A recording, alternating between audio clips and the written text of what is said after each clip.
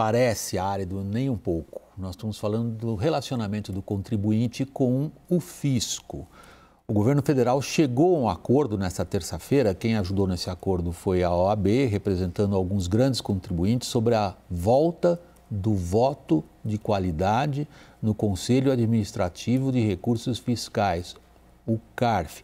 Só fazer um breve parênteses aqui para você que não está acompanhando isso de perto, é simplesmente o seguinte: quando há um empate e alguém acha que não devia ter pago alguma coisa para o fisco e o fisco acha que sim, e nesse conselho chega-se um empate, até aqui se decidia a favor, no caso de empate, do contribuinte. Aí veio uma medida provisória que estabeleceu de volta esse voto de qualidade que acaba, assim presumem todos os contribuintes, sobretudo as empresas, favorecendo o fisco, ou seja, empatou, perdi, né? Estou falando aqui da posição, por exemplo, do contribuinte. Houve um acordo, vamos conferir primeiro a reportagem de Rudá Moreira.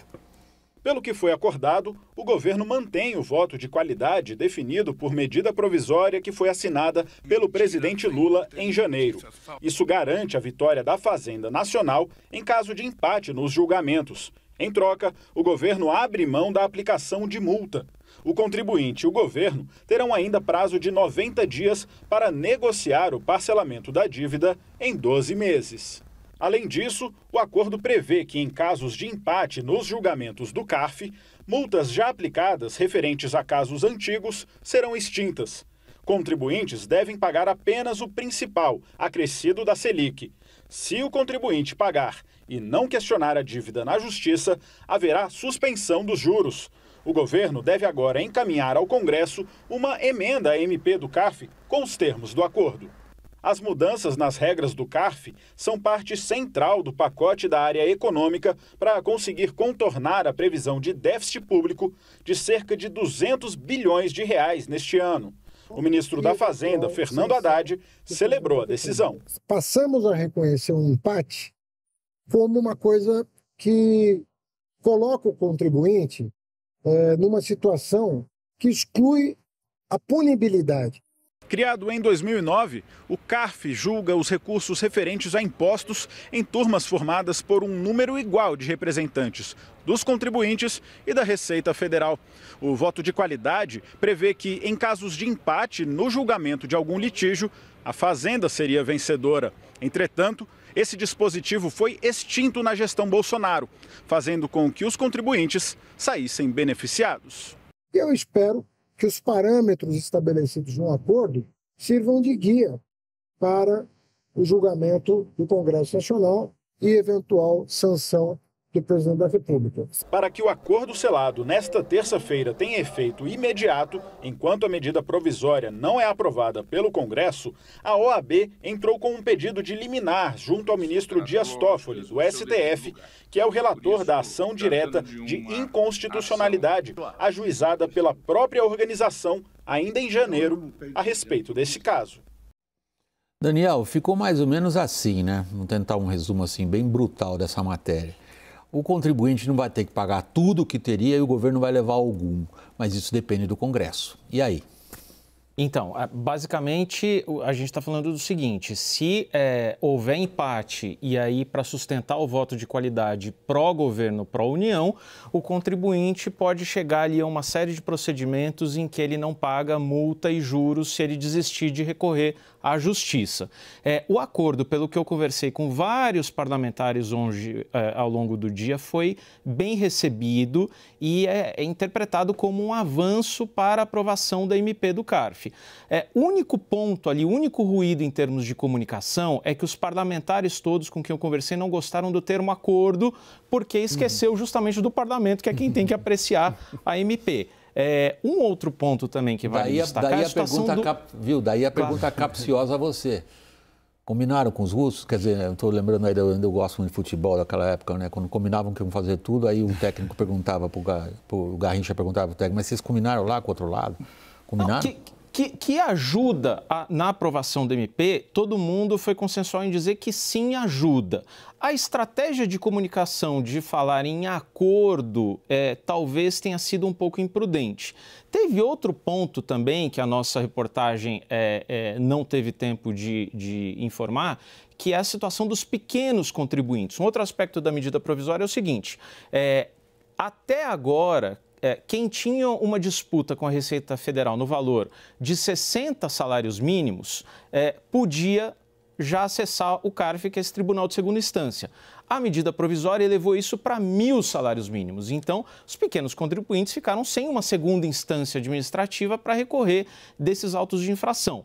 Hoje, a Receita Federal também sinalizou que, se tem um acordo para os grandes contribuintes, pode ter outro para os pequenos e instituir uma segunda Câmara, que não seria o CARF, seria nas superintendências regionais da Receita, mas com outros julgadores no âmbito da própria Receita, o que tende a destravar esse acordo. Acho que a MP andou bem hoje, viu? Raquel. William, eu confesso que eu achei um pouco estranho, porque você fecha um acordo. Geralmente, quando você está discutindo uma medida provisória, o governo negocia com o Congresso, você chega a um acordo. Esse acordo é embutido na medida provisória, isso é aprovado, você comunica ao STF e a ação de inconstitucionalidade perde o objeto. Essa coisa foi feita toda ao contrário, né?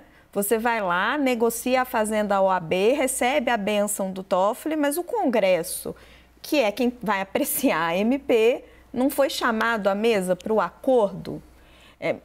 Acho que até, como o Daniel explicou, facilita o processo, mas eu acho muito estranho os parlamentares não quererem ter uma palavra num processo que não é pouco dinheiro, tá, gente? Não. Cada causa dessa, nós estamos falando em milhões de reais. A arrecadação que o governo tinha perdido são bilhões de reais. Então, assim, são muitos recursos. E olhando para o acordo em si agora, depende, tem empresa satisfeita, porque fala, olha, isso aí é um grande refis, porque o que eu consigo num refis, no final das contas, é não pagar multa e juro. E tem empresa falando, opa, não, o Congresso ia deixar isso aí caducar, a gente William, não precisa aprovar isso. É por isso que o papel do Congresso ainda não está claro para mim. Prossiga, Daniel. Só de mencionar do que a gente está falando, porque a gente está falando, são todas causas grandes. Eu peguei alguns números hoje com a Receita Federal aqui, exatamente do que estamos dizendo. Em 2022, houve 222 processos no CARF que tiveram um julgamento com empate. Portanto, quando a gente fala desse voto de Minerva, a gente estaria falando sobre 222 casos, que resultaram em 24,8 bilhões de reais. Eram litígios que representam 24,8 bilhões de reais, dos quais 22 bilhões estão nas mãos de só 26 empresas. Então, é disso que estamos falando, tá? Caio. Bom, vamos lá. Primeiro que a informação nossa, né? A gente subiu primeira mão, mais ou menos meio-dia no site da CNN, esse acordo. O acordo, ele tem uma lógica, Raquel, porque vamos supor que se o acordo fosse feito com o Congresso. Via Congresso, você quer dizer? Via Congresso. Mas você tem uma ação no Supremo. Uma canetada do Toffoli, ou a OAB continuando a insistir com qualquer coisa que o Congresso determinasse, desfazia. A opção do governo foi fazer um acordo com a OAB. Primeira vez que a gente fala de OAB aqui agora. Com a OAB. É a OAB que patrocinou esse acordo. Beto Simonetti, presidente da Ordem, o ex-presidente da Ordem, que é o Marcos Vinícius Coelho, que é o presidente da Comissão de Direito Constitucional. Por quê? Porque não adiantava mandar a emenda e a OAB continuar com a ação no Supremo Tribunal Federal. Era mais fácil negociar com um player do que com 594. Então, essa foi a opção. Eu entendi isso, né? Você consegue... Mas não resolve. Pera só um segundo, Raquel. Você consegue satisfazer a inquietação dela? Que a inquietação dela é a seguinte, ela acha estranho que o Congresso não tenha falado nada. Sim, agora sim, você não conseguiria fazer um acordo... Você está dando risada? O que foi? Não. Você não conseguiria fazer um acordo... Ele já fica preocupado com as minhas segundas intenções. Não, imagina, sou coração livre aqui. Bom, a gente pode fazer um debate só de expressões faciais, mas aí nós precisamos dizer ao nosso diretor de TV no script em quem que ele fecha a câmera. Como ele trabalha nessa situação com a câmera aberta, que todo mundo fala ao mesmo tempo, depois quando alguém pega a palavra, isso funciona assim em televisão. Aí ele fecha, o público acompanha, lê os seus lábios e vai. Encerrei a pausa técnica. Vai fechar em mim agora, fecha em mim agora. Encerrei a pausa técnica, agora vamos todos. Não, parece que eu estou contando uma piada. Não, estou falando coisa séria. Vamos lá.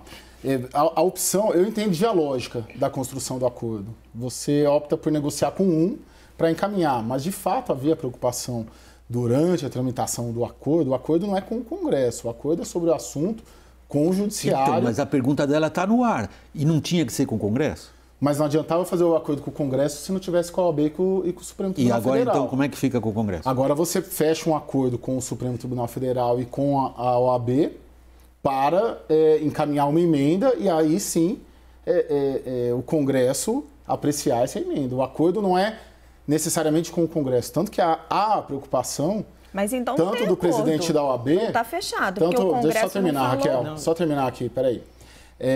Tanto que o acordo, a ideia é que o presidente da OAB e o Marcos Coelho sentem-se com o Arthur Lira e com o Rodrigo Pacheco para apresentar a emenda e explicitar o acordo. É de fora para dentro, não é de dentro para fora.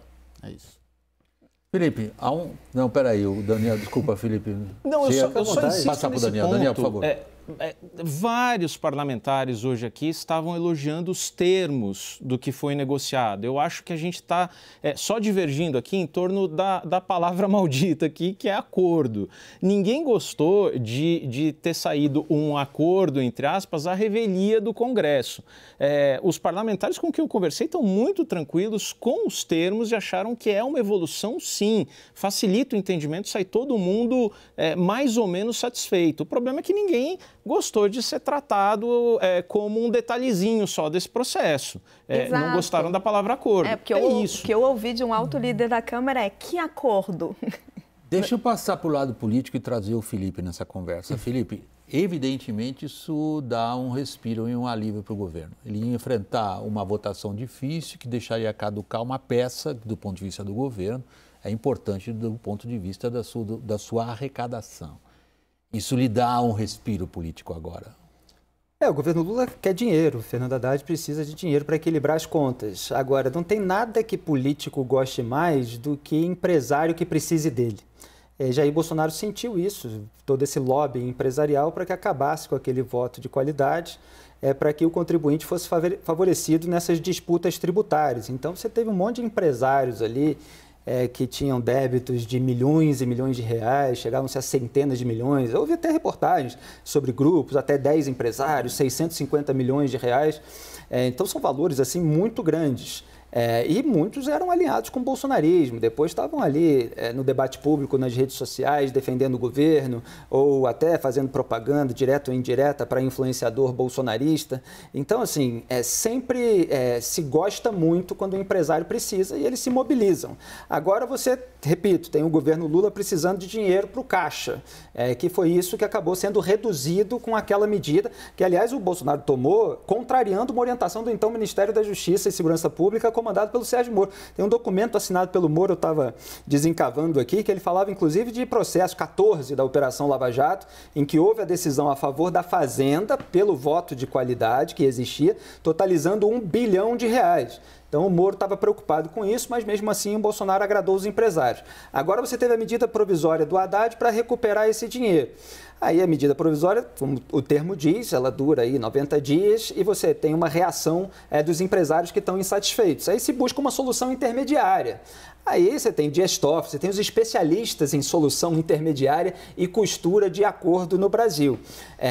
Vocês estão colocando que falta ainda, tem um ponto cego ainda para a gente, sobre a postura do Congresso Nacional, porque não teria participado desse acordo. Agora, eu não entendo, não acredito que os parlamentares estejam insatisfeitos. Eu acho que eles vão encontrar uma margem de negociação, eles vão estar interessados em agradar parcialmente o empresariado e parcialmente ao governo para que eles possam ganhar de todos os lados. E a gente tem que monitorar as contrapartidas.